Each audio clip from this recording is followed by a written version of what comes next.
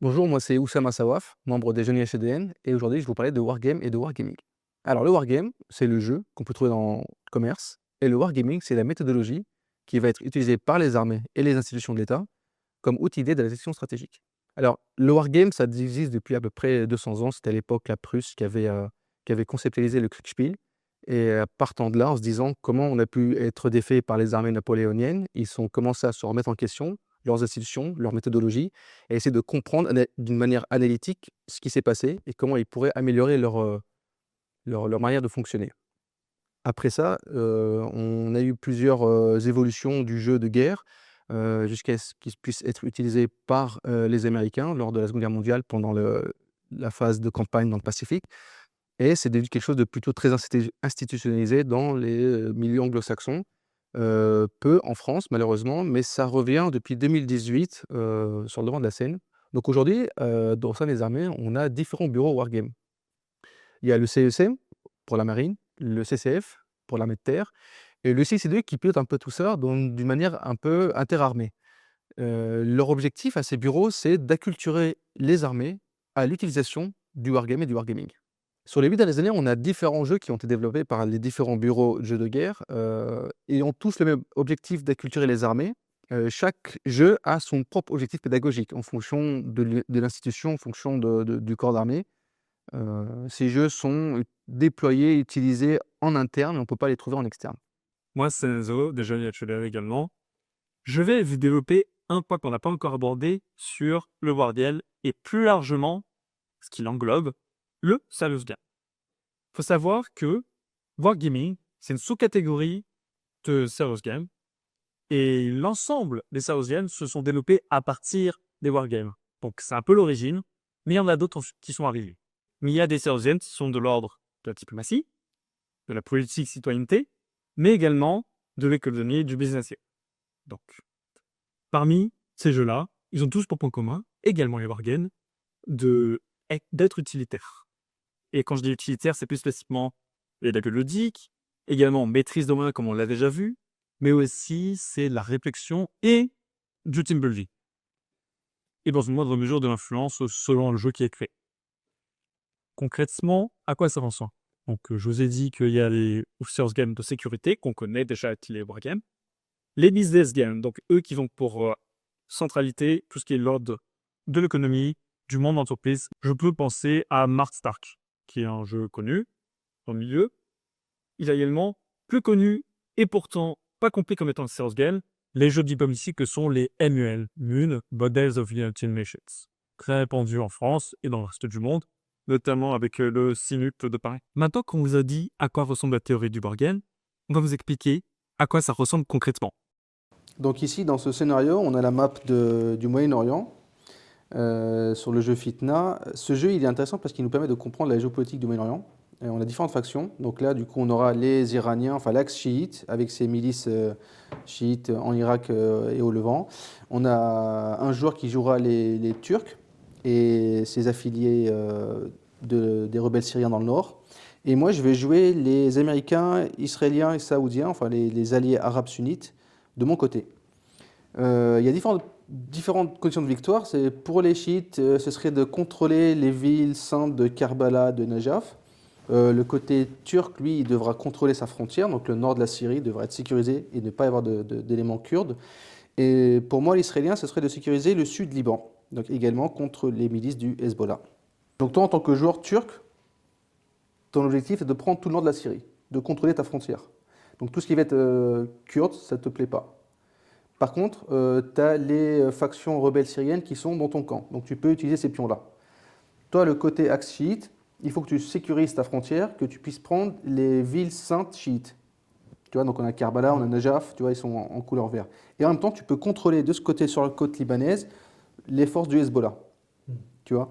Moi, je suis les factions, enfin, on a Israël, on a les États-Unis, je peux utiliser les positions saoudiennes également.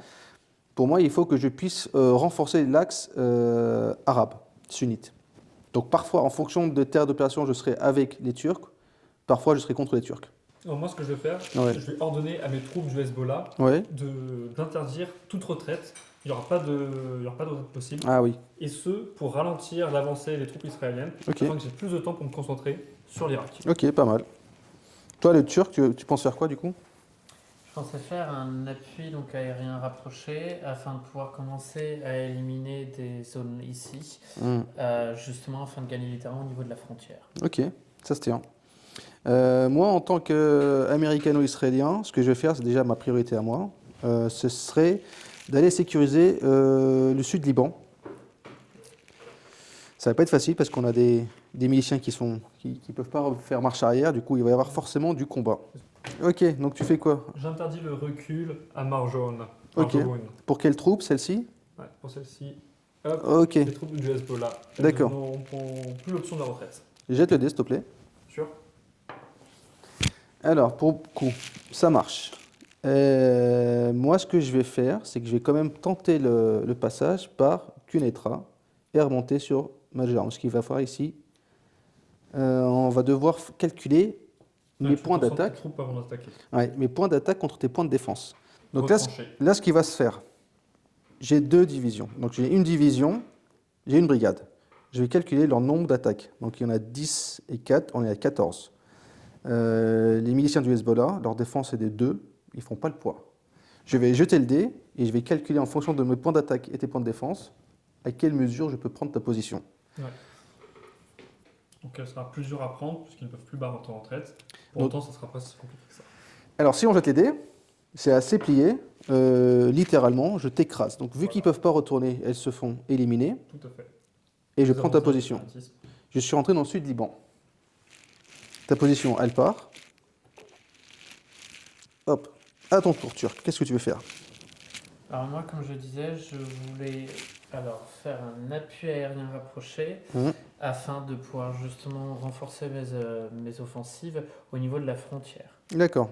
À cet effet, je voulais déplacer directement donc cette troupe ici Mm. sur cette position-là afin d'enclencher un combat, une offensive. À Malikia. Voilà. Alors là, c'est intéressant parce que vu que moi je joue les positions des PYD, c'est moi qui vais jouer contre toi. Donc toi, tu prends ici. Donc en attaque, tu as 8, en défense, j'ai 4. Donc c'est quasiment plié. Je te permets quand même de jeter le dé. Voilà, c'était prévisible. Donc tu prends la position. Très bien. Moi, je plie. Le jet de dés étant souvent utilisé afin de représenter l'aléa du combat.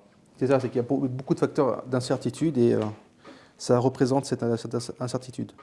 À mon tour, ce que je vais faire, c'est que moi, je vais envoyer mes troupes américaines, ou plutôt non, je vais envoyer, si je veux continuer mon offensif au sud Liban, cette milice du Hezbollah, je vais l'attaquer avec mes troupes israéliennes. Donc toujours pareil, attaque 10 plus 4, on est à 14. En défense, tu as 2. C'est compliqué de se Ça défendre. va être compliqué, mais je jette quand même le dé. Donc enfin, c'est facile du coup. Je prends la position. Alors ce que je vais faire, c'est que je vais diviser mes troupes en deux. Je vais garder une partie là, une partie là. Pour occuper le territoire. Donc là, je prends le sud Liban. J'ai déjà une de mes objectifs de victoire qui a été acquise. Ce que l'on vient d'apprendre avec cette petite partie, Mm. déjà c'est un rappel des rapports d'influence entre les différentes forces actives, entre le Hezbollah et l'Iran.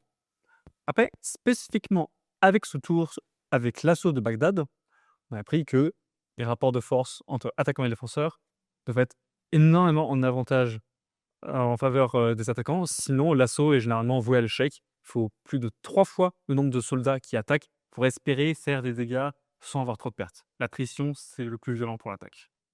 Alors, ce qu'on apprend aussi également, c'est le fait que lorsqu'on a des stratégies en tête, c'est-à-dire que chacun avait des objectifs de victoire en tête, il faut prendre en considération l'autre, l'opposant, qui lui-même a ses propres stratégies.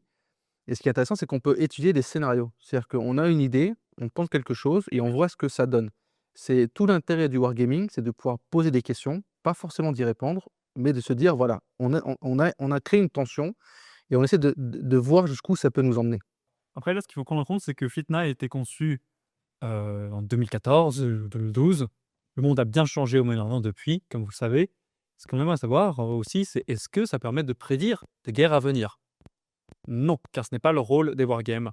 Leur rôle, c'est de brainstormer ce qui pourrait arriver, les guerres futures qui pourraient venir, pas celles qui vont arriver. Si les wargames, ça vous intéresse, n'hésitez pas à rejoindre les jeunes IHLDN Parce que nous sommes en relation avec l'écosystème des wargamers, ce qui est conçoable des wargames, soit entre saints ou avec les armées.